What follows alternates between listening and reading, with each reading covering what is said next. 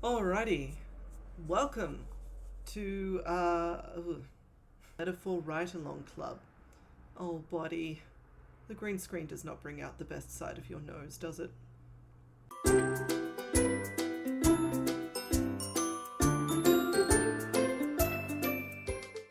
Hello, everybody. Welcome.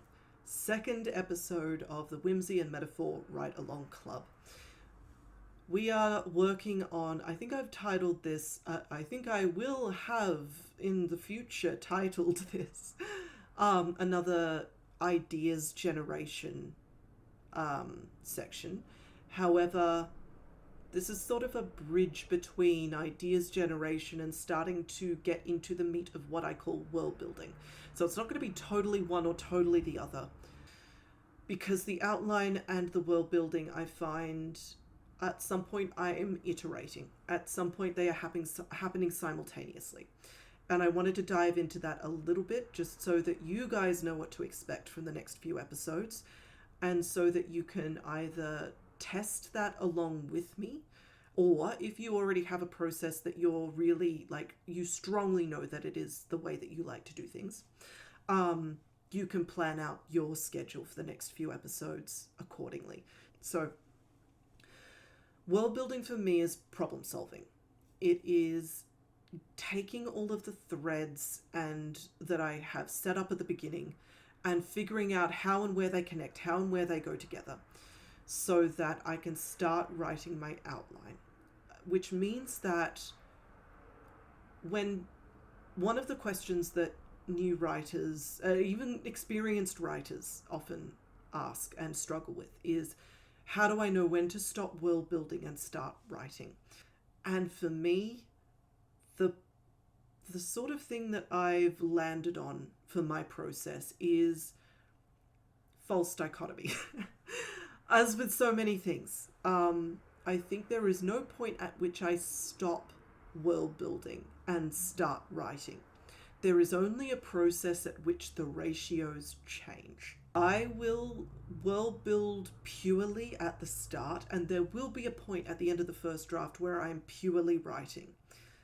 But in between those things, it's sort of a shift across the sliding scale. I will only world build as much as I need so that I understand who the characters are and where they're going over the course of the story, so that I understand what gets us from plot point A to plot point B to plot point C, and to the point where I fully understand the tone and the themes of the story. However, I'm not going to world build to the point where I know things like city names necessarily. I'm not going to world build to the point where I necessarily know who the characters' relatives are. I'm not going to necessarily world build to the point where I know what they look like. All of these details, and some things that a lot of people would consider quite important details, like I'm probably not going to work out seasons until the story forces me to. And it probably will at some point. But what that does for me, it stops me from world building in the wrong direction. Because my problem with world building is not so much knowing where to stop, is it's always been I think some things are really interesting and cool to know, and I get stuck building down these details. And maybe the characters will interact with this system. Maybe I should do that. And I end up with a lot of really good world building that's just not important to the story. And some of that is important to me to know, because it's that kind of background detail that makes the world feel vibrant to me, and it makes me able to make decisions in the moment about the world because I know what consistency looks like. But if I find that I get frustrated if I do a lot of that kind of world building, and then I end up needing to do all of it over again, or that much effort again, because I've realized that the story now needs me to know such and such, and I need to go down a rabbit hole for that. So that said, let's get into this, because otherwise I'm just going to keep talking for the next 60 years. So what I'm going to do now is I'm going to get us a game plan. I'm going to look at these concepts that I have down, and I'm going to bring up the tablet. Actually, let me bring that up right now. I'm going to start corralling these into some questions that the world building needs to answer. I'm going to start corralling these into a little bit of direction for the story. And I'm going to start putting together the list of things that I think are good footholds into this concept, so that when we start building up the story in the next couple of episodes, I'm going to have something recorded that I can just go, okay, let's sit down and let's work on this. So let's start here. So we've got this, we've got the undead, we've got the blackbird, we've got the king. So automatically, let's have a look at politics. Switch colors. Politics. Let me start with the blackbird. What do I already know about this character? I already know this character is fighting social injustice. I already know that this character is using guerrilla, or I don't know what another word for that is. I'm just going to keep using guerrilla tactics, which I think may actually not be what I mean, but that's something I'm going to have to research, so flag that. So I'm actually going to write a little question mark there. I know that they are bird themed. I believe their identity is unknown to most, if not all. Put a flag on that, because that has some implications for some things, directions I can take this character. I want to flag right now that one of the things that I'm thinking about with this thing that I've just written down is it's a very common trope to have the masked character, unknown even to their followers, the Lelouch Lamperouge, who else has done it? It's a bunch of things where you've got, I think even the original Blackbird, which may be where I got this from. Although it's probably just because I was way too into Code Geass as a teenager. You've got this thing where the leader of the underground rebellion group, their identity is unknown to the group that's following them for various reasons. Sometimes it's because, as in the Code Geass case, the person actually belongs to the ruling class and wants to maintain their trust among these people until they convince these people that they are trustworthy before they reveal that identity. Not that Lelouch ever intends to be honest with anyone in his entire life. Sometimes it's because of a secrecy thing. Like, if you don't know the identity of the person at the top of the ladder, you can't give them away if someone questions you, or if you are drunk and let something slip, that sort of thing. In those large organizations where you need to have silos of who knows what. So there's definitely a little bit of that going on. What I don't necessarily want to do is be, or maybe I do, I think there's been a lot said on that idea of, if you can't even trust your followers with your identity, what's going on? So I'm either going to need to lean really heavily into this concept of cells working within this. So maybe I just say that now. Working in cells. In order to get this identity thing going in a way that is not falling into these, I don't want to fall into that pattern where I'm required to write the scene, right? Where everyone finds out who the Blackbird really is and it's a massive betrayal. Why weren't you honest with us? No, there was a good reason why they weren't honest with you, actually. Or maybe that identity is more open if I can't make that work. I'm consciously avoiding that trope. So what else do I know about the Blackbird? I know that they have some odd antagonistic but not enemy relationship with we'll call her Queen of the Undead for now, but I want to work on that. What do I call this? Politics. Why did I call this politics? This isn't politics.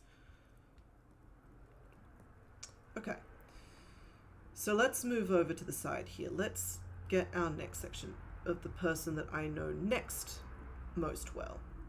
So I'm going to write, how am I going for time? I'm going to write down the notes for her and I'm going to come back. Give me just a moment. Okay, I'm back. Welcome back, everybody. So I've just written this down for the Queen of the Undead and our third character, who I've chosen to call the Ransomed King, although I don't know exactly how that's going to play out. So, got the Queen of the Undead, lives in a place where most others don't or can't go, given that we're doing this sort of spooky Undead City vibes. I believe that maybe this means that they are very isolationist. So they are either isolationist now, or they were until recently. I'm getting this idea percolating. Bear with me a sec. I know that they lead a large group of dead people, and I know that, and one thing I want to add at the bottom of this, I know that it is non-traditional leadership. And what I mean by that is I don't know what I mean by that. Sorry, let me clean that up. How do you spell leadership? Not like that. So what I mean by that is I don't know what I mean by that. And what I mean by that is that I know that whatever she's got going on, it is not what the king has going on. It's not any kind of policy, monarchy thing. Maybe it is. Maybe there's a bit of monarchy in there. There's a bit of something in that. Obviously, if she's the leader, there's some sort of hierarchy, right? But I know that it's not going to look like living leadership, right? Because we've got magic bullshit going on. We've got something else going on here. I've added in the odd antagonistic, but not enemies relationship with the Blackbird. And we've got involved in the external politics, but tangentially, potentially recently, and potentially not by preference. So what I'm also going to put under here, now that I've been thinking about it, now that I'm talking this through, has been forced back into contact and actually, no, don't need to put and must deal with that. That's the entire reason why we have a story, is because whatever I say here, the characters must deal with. So potentially by the Blackbird, but not necessarily. What I'm seeing here now then is this idea of the dead have recently come back into contact and they have a social structure. They have something going on, and part of a lot of this unrest that's going on is exacerbated or in some way increased, made worse, made more intense by the fact that people are dealing with the fact that now they've got the city of the dead on their doorstep. Okay, cool. So that's the queen that we've got at the moment. Then I've got much less for the Ransomed King, because really all I've got is that idea in my head of this this Ransomed King being forced to really come to terms with what their court thinks of them, right? So may not necessarily be a king. This could be a governor. This could be an elected president. This could, or prime minister, or whatever. This could, although I think prime minister is technically under a queen, so or a monarch. So we'll sort that out later. This could be a member of a noble family that is not necessarily the one 100% in charge, but I kind of like this like three rulers thing going on. I kind of want all three of them to be the ones calling the shots in this case. But I'm balking at this king, just the same way as I'm balking at queen. And I think the reason for that is not because that wouldn't make for an interesting story. I think it's because fantasy can often default to monarchs that way. And I don't necessarily want to default to that without considering all the other options first. So we may end up with queens and kings, or non-binary rulers if I decide to get funny with genders. I won't do it without considering other things first. Only normal one here, possibly. Maybe the blackbird is weird, especially if we go with that the groups are now brought together again by the blackbird. Blackbird could have some weird stuff going on. So maybe the king is the only like normal human in this trio. Has court full of untrustworthy people. I'm going to put a couple of notes in here at the same time. So potentially king and blackbird also have history. And I think maybe talking about Code Geass may have put me onto this, because now I've got some tropes going through my head of like the childhood friends that have ended up on either side of this little kerfuffle of whatever's going on. Or maybe they, over the course of the story, come to know each other personally in a way that complicates politics. Because it has to, right? This is the only reason why we write stories, is to put complete disasters in situations and have them fuck everything up for themselves. So they're my characters, and there's some basic stuff that I'm starting to tease out with how they know each other and what they're doing. So now for the next little bit of this, and I think this is going to take us until the end of this episode. Questions. Does this raise? So first off, we've got this question of how did the city dead make contact? We've got, again, going back to this blackbird thing, we've got what social injustices the blackbird is fighting. We've got what kind of ruler is Queen of Undead? What is her power base? What is going on? For that matter, what exact system is Ransomed King working with?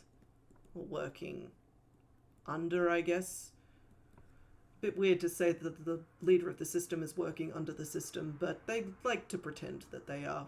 I'm going to need to put in something about... So is this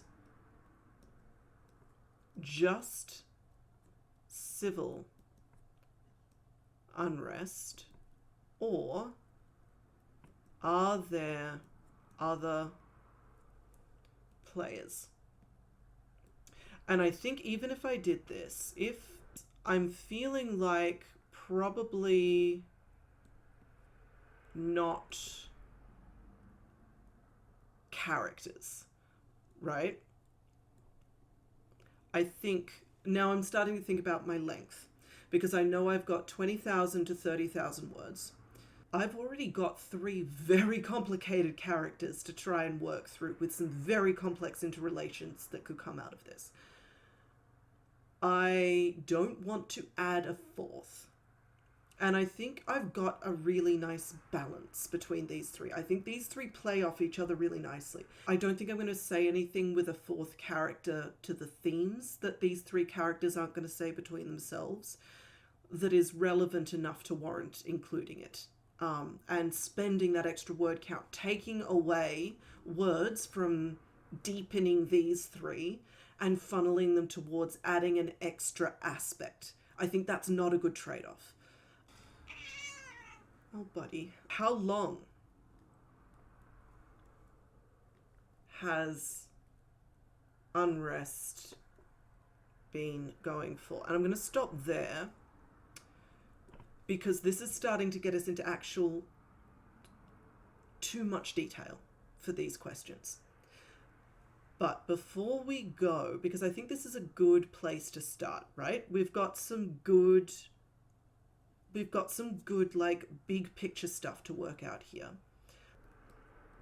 And again, I would not necessarily do this part if it was just for myself, but because I'm trying to do this as explicitly, and I'm going to try and make some of the things explicit that I would usually do as a consequence, I'm going to put in topics of research separately. The topics of research, I need to know a little bit about guerrilla tactics, and I think maybe it's best called skirmish tactics. Maybe that was the word I was looking for earlier. Skirmish. I want to do a little bit of research into bird symbolism, because I've said blackbirds. That's got some stuff to it, I think. I know that there's a lot of like ravens and death going on, and I don't want to default to that. I think I would prefer to not go with raven, but I want to find another bird that fits. Basically, I want to figure out some bird symbolism here, and just so that if I've got people that want me to really break it down, the first search terms I'm going to start with to look for that are bird in mythology,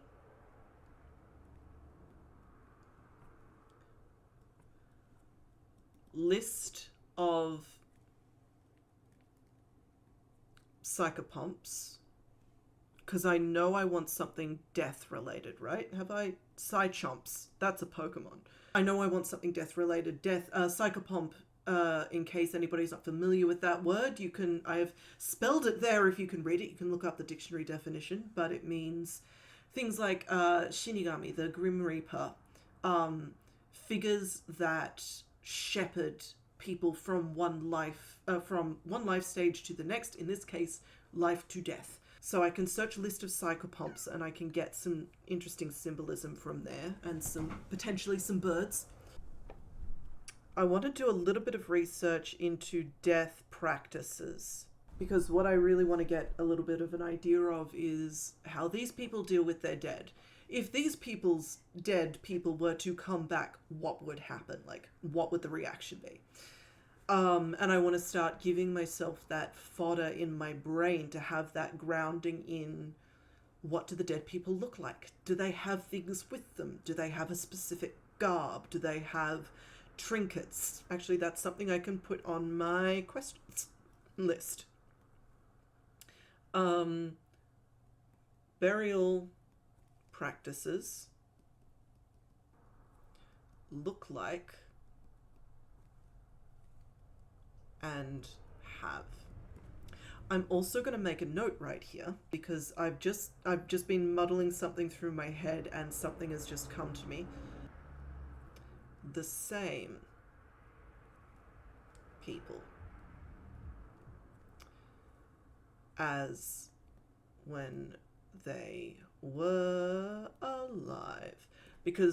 And the reason I want to decide on this, right, is because we could take this in 2 very different ways. We can either go with they're the same people. That is Granny. That's Auntie. That's all of these things would create a very different kind of world than a world where the dead are either different people than they were in life, like it's something else is animating their bodies, and they are in fact their own people. Actually, that could be a really interesting thing, is they are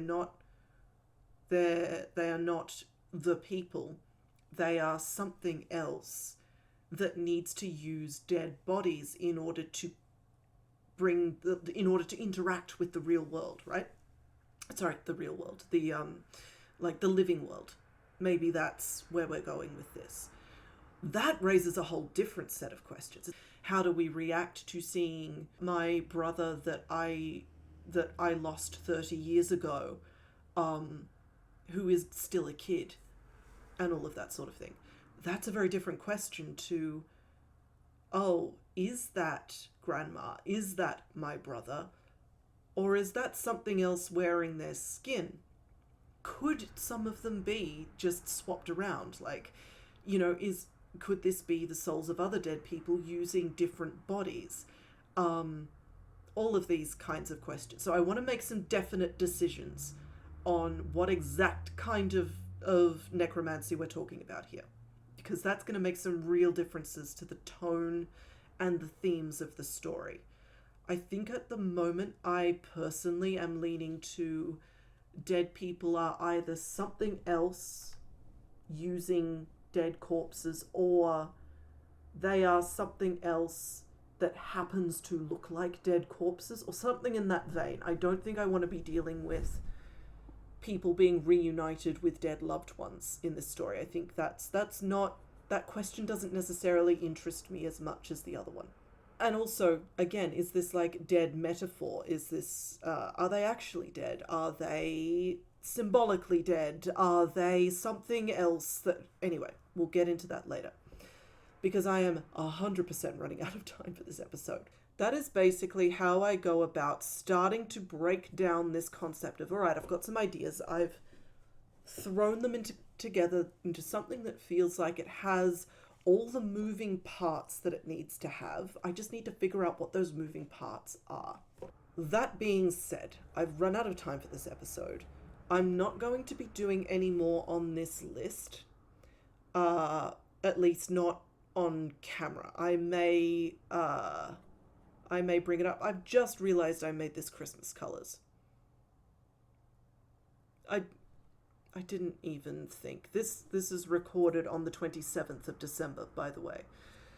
Anyway, thank you so much for joining me. Thank you so much for spending this time with me. We will talk about the Twitch stream soon. Come and join me on one of my other Twitch streams if you want. Social media, questions in the comments. I will be waiting to see some comments before I record the next video. So if there are any comments in this video or the previous one that got asked a lot and I haven't answered them already, it is because I'm saving them to answer at the beginning of the next episode. Thank you so much. Hope you have a wonderful time of day, whatever time of day it is where you are. I've been Whimsy. Whimsy out.